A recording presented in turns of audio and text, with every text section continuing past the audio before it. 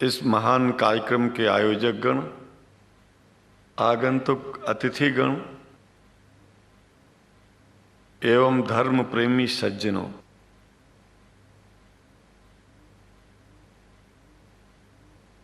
भगवान की जब कृपा होती है तो कभी धर्म की सच्चाई को जानने का अवसर मिलता है। मुसलमानों के बीच में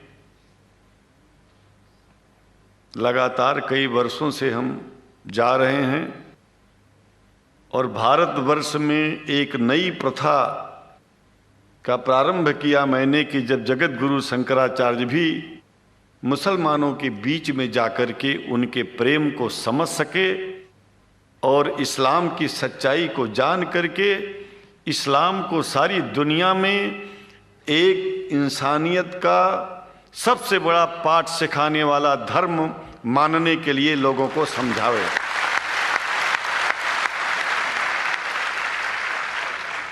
जब लोग इस्लाम को बेदर्द, मुसलमान को बेदर्द, तलवार के जोर पर चलने वाला धर्म बताते हैं तो अगर शायद धरती में कोई दुखी होता होगा तो सबसे ज्यादा दुख मुझको होता है।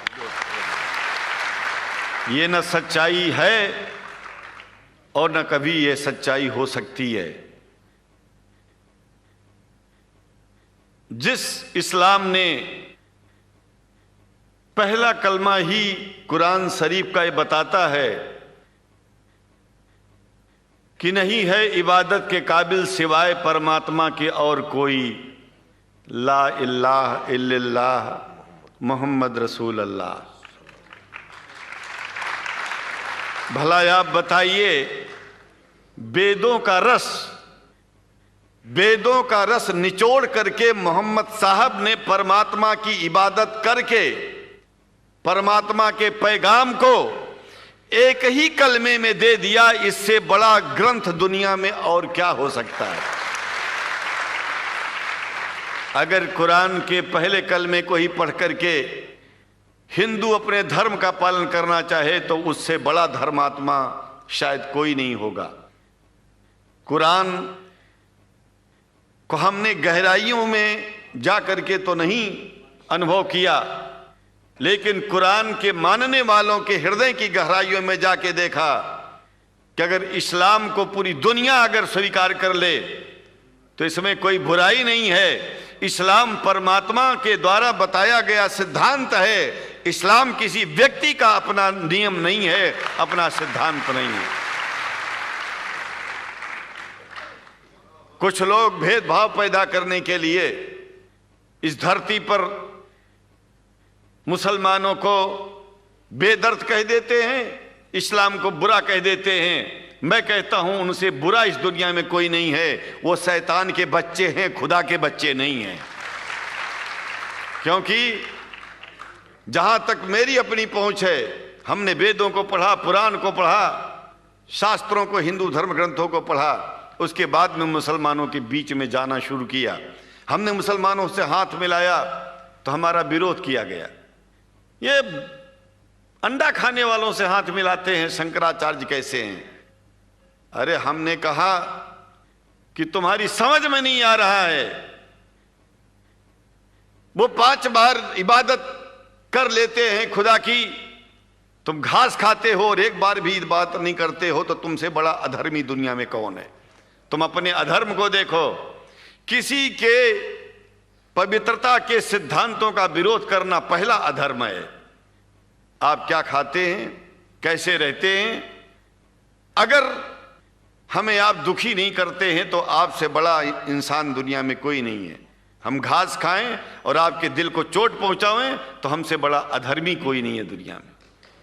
कहने का तात्पर्य सिर्फ एक है कि मैंने ये अनुभव किया है कि ये मैं एक बात जो मैंने देखा है, आप लोगों से जो प्रेम मुझे मिलता है, लोग पूछते हैं कि आप मुसलमानों में क्यों जाते हो, आप तो शंकराचार्य हो।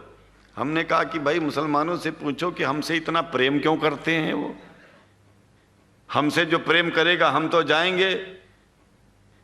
कहा फिर क्या हम प्रेम नहीं करते क्या। हमने कहा कि हम तो तुम्हारे बीच में पैदा हुए और तुम मुसलमानों से प्रेम नहीं करते, इसलिए हम तुमसे प्रेम नहीं करते। मैं आप लोगों के बीच में आकर के एक बात बताता हूं। कुछ समय से हिंदू धर्म के नाम पर कुछ संस्थाएं हिंदू मुसलमानों में भेद पैदा करने के लिए कुछ ऐसा कार्य किया जिसकी वजह से आम हिंदू, सीधा साधा हिंदू बेचारा जान ही नहीं पाता है इस्लाम क्या है और सनातन धर्म क्या है। सनातन धर्म और इस्लाम में कोई भेद नहीं है, और हिंदू धर्म तो कोई धर्म ही नहीं है। सनातन धर्म धर्म है, और शायद जो संस्कृत का सनातन शब्द है, अगर किसी भाषा में उसको इस्लाम कहा जाए तो कोई बुरी बात नहीं है। इस्लाम और सनातन में कोई भेद नहीं है, क्योंकि परमात्मा एक है, परमात्मा सबका है। ये संदेश ऋषियों मुनियों ने दिया, और यही संदेश परमात्मा का भेजा हुआ संदेश स्वयं हमारे मोहम्मद साहब ने इस पैगाम को हमको दिया। तो हम भेदभाव क्यों करें?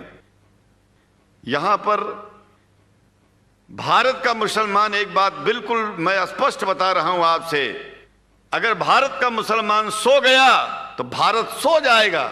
इसलिए भारत को जगाना है तो मुसलमानों को जागते रहना पड़ेगा। भारत जाग जाएगा, पूरी दुनिया जाग जाएगी। यह भी मैं जानता हूं कि भारत के सच्चे हिंदुओं को, जो सच्चे सनातन धर्मी हैं, उनको मुसलमानों से प्रेम चाहिए, उनको मुसलमानों से भेद नहीं चाहिए। अगर कोई अच्छा हिंदू है, सच्चा हिंदू अपने को कहता है, तो पहले तो सनातन धर्म को मानता हो। अगर हिंदू की परिभाषा सनातन धर्म से हट करके कोई परिभाषा है, तो ऐसे हिंदू धर्म को मैं तिलांजलि देता हूं। हिंदू धर्म कुछ नहीं है। फिर हिंदू धर्म वही है जो वेद को माने, पुराण को माने और सनातन को माने। सनातन धर्म धर्म है, और उस धर्म को न मान के अपनी एक नई व्यवस्था चलाना शुरू कर दे, इसका मतलब ये है, और नाम भगवान का ले। एक बात और बता देता हूं, भगवान कोई आदमी की तरह नहीं है कि रोज रोज नियम बदलेगा। रोज रोज नियम बदलना आदमियों का काम है। हमारे पूर्व प्रधानमंत्री साहब, मुझे दुख होता है कभी कभी, यद्यपि लोग ये न समझ बैठे कि मैं उनका विरोधी हूं। विरोधी नहीं हूं, लेकिन उनको खुद सनातन धर्म की परिभाषा नहीं आती है। विदेश में जाकर के हिंदू धर्म की गलत परिभाषा कर दी है, और हमको सबको ये दुख हुआ कि किस स्कूल में जाके पढ़े हैं। ये धर्म के बारे में बिना पढ़े हुए धर्म के बारे में बोलना गलत है।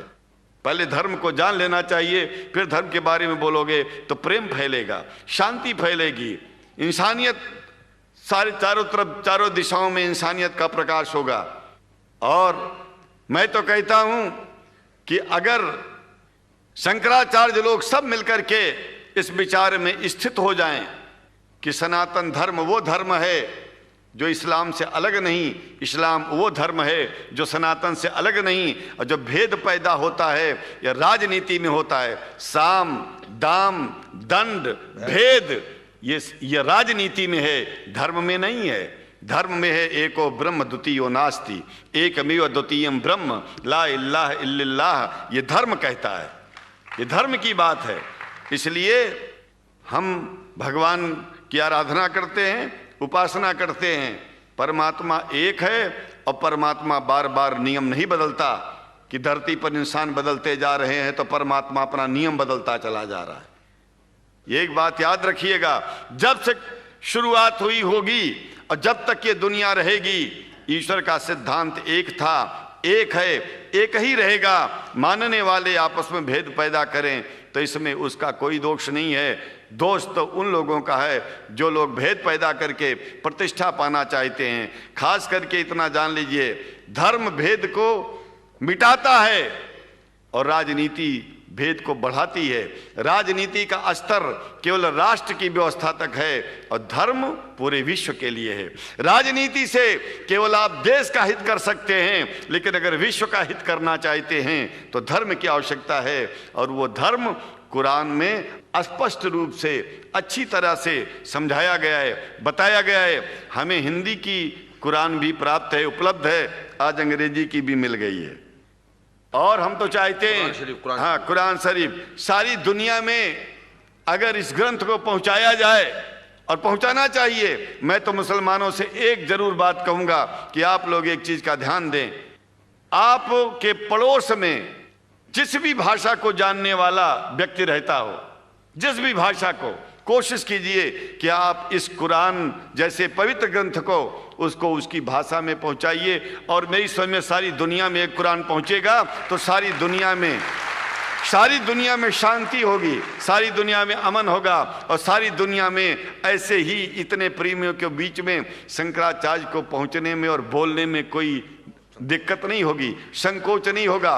आप लोग भी निडर हो जाइए, आप लोग भी संकोच छोड़िए। हम जानते हैं कभी कभी संकोच में, कभी कभी इस देश के कुछ जो फिरका परस्त लोग हैं उनकी उल्टी सीधी योजनाओं में हम लोग एक दूसरे से मिल नहीं पाते।